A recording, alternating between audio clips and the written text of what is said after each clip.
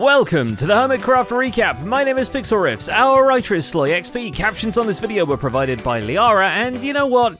It's the new year. We're still sleeping off the effects of the holiday season. We don't really feel like teaching class today.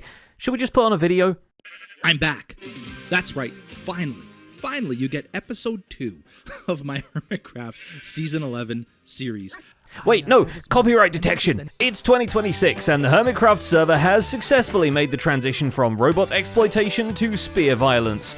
And suddenly Doc M being able to remotely damage someone as long as they shot an arrow at him once pales in comparison to standing near a nether portal when TNT comes through it at maximum velocity.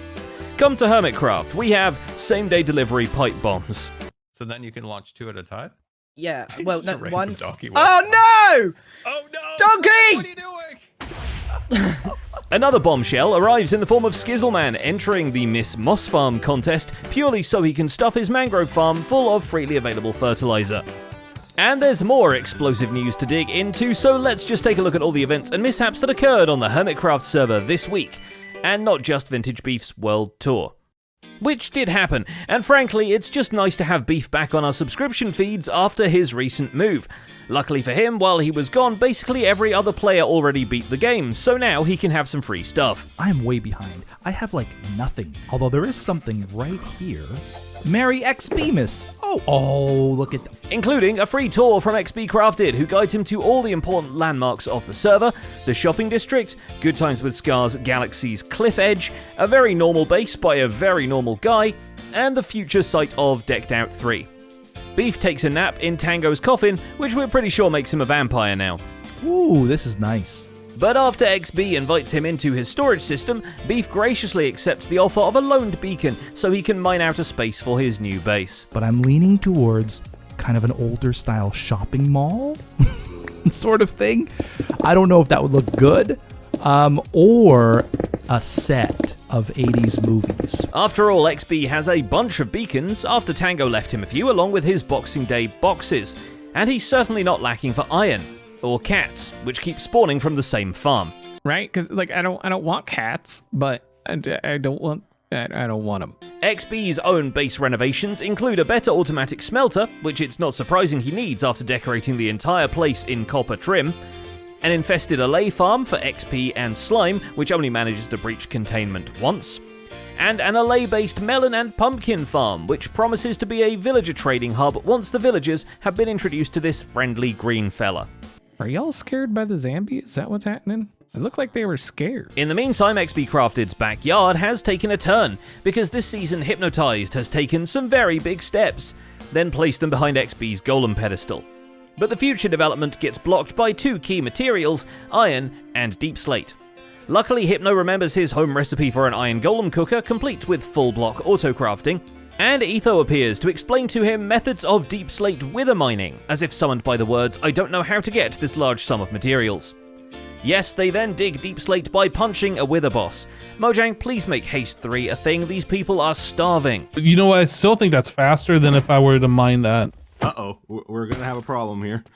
I'm I'm gonna try turn. Let's see if we can turn. I've never actually tried turning them. sure that'll be fine. At least fighting the wither in the bowels of the earth beats watching from the ground as MacLeod fights one above build height. It's enough to encourage Etho to finally start using an elytra. Well, that and the fact that Grian skewered his donkey. Whoa! Donker! Oh, wait. Donker, no! Did your donkey die? Yeah! It also makes getting back up to his storage room easier, and Etho treats us to a comprehensive look at how to shulk a box with the best of them, before trying to introduce copper golems into the mix and getting appropriately mystified by their pathfinding choices. Dropped it off right away. Very good, my friend. Very good. I'm impressed. At least now he has a place he can move the products of all these temporary farms, which he swears will make their way into the base once he's figured out how they fit. Some of them are better off where they are though, like the trial chamber he rigged up off camera, or the piglin bartering setup he's grafted onto his gold farm. Of course, one of them remains safely in the hands of Tango Tech, who grants him unlimited access to gunpowder. And if you think Etho's just going to use that to make TNT, we remind you that splash potions of Send You to Orbit also need gunpowder to brew them. Oh my goodness! Grian, in the meantime, is investing into technologies that will instead send you to the Shadow Realm. Having unlocked the unlimited End Crystal Farm combination, Grian now returns to placing them with reckless abandon, as multiple servermates feel instinctively pulled to his base and they don't know why. You're asking for trouble. No. Honestly, that's gonna explode at some point No. this season. That will. Hold you on. live next to Scar. This time he builds a beautiful dome ceiling for his home cave, culminating in a glass sky window that he then threatens with a cluster of multiple end crystals down the middle and a whole chandelier of additional bouncy explosives. You can imagine the kind of dragon this could summon. And so begins the social experiment to see who will win, the unstoppable drive to cause comedic mischief, or the immovable fact that gamers don't look up. Thanks for that incident, Zero. Okay, yeah, you already know that this is gonna blow up. With this Chekhov's landmine primed and loaded, Grian takes the time to also build the buried bedroom almost entirely off camera, with the choice exception of when he finds the custom painting they have on the server of Emperor Keralis lounging around on a bed, an extremely understandable thing to want and a normal thing to own. Emperor Keralis. What? Okay, well, I guess we could. All this is news to Joe Hills. Not because he takes an interest in it directly, but because he now has a news desk built inside the TV studio. And the fire suppression system now has the approval of the local fire service, although it was slightly suppressed itself when Joe tried to demonstrate it. But, like, let's say a fire started burning and some of these blocks here started disappearing. Uh-oh. Well, Have we already broken your system? maybe I never reset it after the last test. For the sake of balance, Joe also sets up a redstone mechanism that ignites his campfire as long as it's nighttime and a skulk sensor detects footsteps nearby. At least it's less blinding than your average motion sensor light. And in the bright lights of the TV studio, the interior is actually coming along pretty well, with a few more permanent sets already assembled, balconies and offices starting to take shape.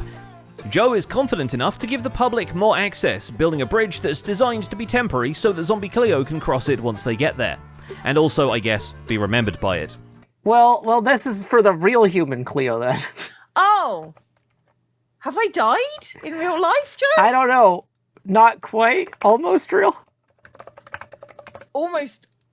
Am I almost real? Oh no, now I'm having an identity crisis. What's going on, Joe? This week in Hermitcraft will be remembered, among the other things, by False Symmetry seemingly doubling the size of her home base. And just like much of Joe Hills' things, it's wet. On purpose. What do I call this? Waterway? I'm not really sure what to call it. Have I got some stone on me? I do. This is a convoluted way to say that it's an aqueduct, and it would be a boat travel channel if it didn't, for the time being, drop off abruptly right behind the farthest support tower. It's the kind of aquapark that kills you.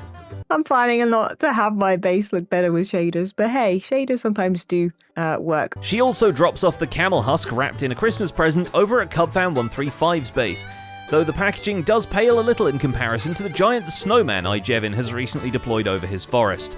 So, dude, what? How big is this snowman? Wow. Well, okay, things have certainly been a bit Christmas-fied here. Cubfan discovers the prank back just after Christmas Eve, and takes great care to clear out whatever snowfall has consumed his flooring in the meantime. For now, he lets the Giga Snow Golem be, though it may just be that he's a little worn down after executing around 15 perfect one-cycle Ender Dragon fights using beds. Come on, Dragon, what are we doing here? Speedrunner strats have been deployed here to help unlock whatever outer end gateways remained, so work can continue on the Central End Island project, where Cub marks out a massive flat square for the base floor and also removes the bottom bedrock from the end teleporters so that they can be more easily accessed from below. The plan really is to just bubble column into the space blocks head first right off the floor. That's kind of cool, so yeah, really like the way this turned out. It looks really aesthetically nice, especially if you stand in the middle. In a slightly more responsible use of bubble columns, Skizzleman now has a bone meal conveyor leading straight back into his mangrove factory, and a catchy theme song for 2001, A Space Mossity.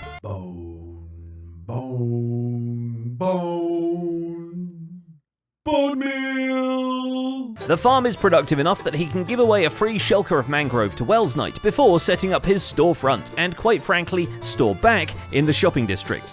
It turns a profit immediately, which leads him to investigate the other commercial venture in Scar's shopping plots, and he judges B00's free moss stand to be a pop-up shop, which still seems to carry the same sense of disgrace and dishonor it did in Season 10. Somebody should take care of this. Well, the problem is, we got no enforcement around here. Or do we? With Scar immediately hiring him to be the enforcer for the shopping district, Skizz dusts off his Popo outfit and becomes the mole cop for the second time. So we presume this time he's headed to Vegas to foil an art heist and fight an exotic bird in an ornamental garden. The mechanized machinations of the militia lure in Wells Knight, who is as interested in Skizzleman's whole mangrove farm as someone who spends so much time talking to Rendog about shelf farming should be.